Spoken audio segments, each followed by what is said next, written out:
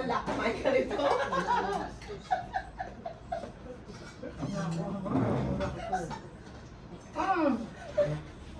Video lang din, hindi live.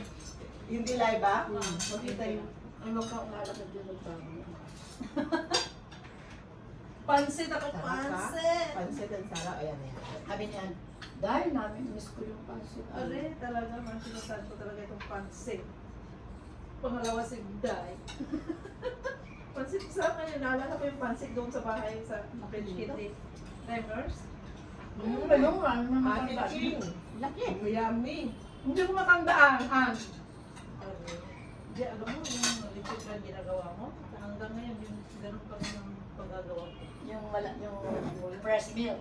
Yung ice milk, yung talagang walang amoy na itlog. Kasi konting itlog lang, no, di ba? Pila ko, dalawa. Kailangan mo yung puti. Hindi. Oo.